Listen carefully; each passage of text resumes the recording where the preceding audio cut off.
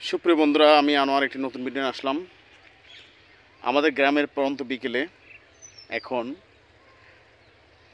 কৃষকের নানান রকম প্রিপারেশন প্রস্তুতি, যেমন ধান ওঠা শেষ, এখন আবার নতুন চিন্তাভাবনা বাদাম, তারপর হচ্ছে ডাল, এই সকল কিছু আবার আমাদের জন্য প্রস্তুত করবে। তো আসলে এই গ্রামের কাছে না আসলে এই সকল দৃশ্যগুলো একদমই চোখে পড়ে না, চোখে পড়ার মতো এই সকল দৃশ্যগুলো। আর হচ্ছে এই গ্রামটা এমন একটা অবস্থা, দুপাশে রাস্তার দুপাশে সুন্দর সারিবদ্ধ গাছ।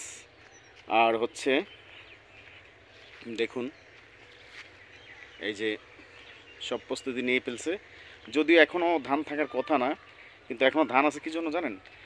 গৃহস্থ এখন সুবিধা খুঁজতেছে, আর যারা কাজ করবে তারা এখন একটু ডেভেলপমেন্ট হয়েছে, তো এই জন্যই আর কি এই অবস্থা। তো মেশিনে কিন্তু যদি এগুলো করে একসাথে সবগুলো হয়ে যায়, এখানে দুই তিনটা আলাদা আলাদা প্রিপারেশন থাকে। তো আসলেই এই দেখুন, অনেকে গম, তারপর সর্ষে, বাদাম জন্য প্রস্তুত করে ফেলছে প্রায়। আর হচ্ছে ডাল, এই সমস্ত। তো আসলে এই সাইডটায় আসলে আমি দু একটা ভিডিও না করে ক্ষান্ত হই না, কারণ প্রাকৃতিক দৃশ্য, ন্যাচারাল ভিউ, আর ন্যাচারাল ভিউর কাছে সান্নিধ্যে চলে যাবেন, মনের জ্বালা, যাতনা, কষ্ট লাঘব হয়ে যাবে।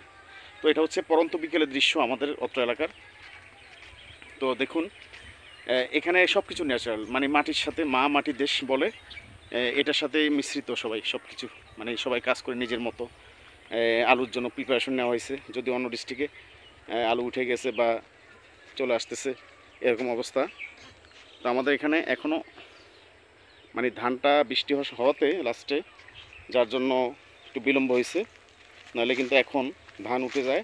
আর মাঠে এখন অনেক ধুলুট বলা হয়, এগুলো চলে আসে। তো আসলেই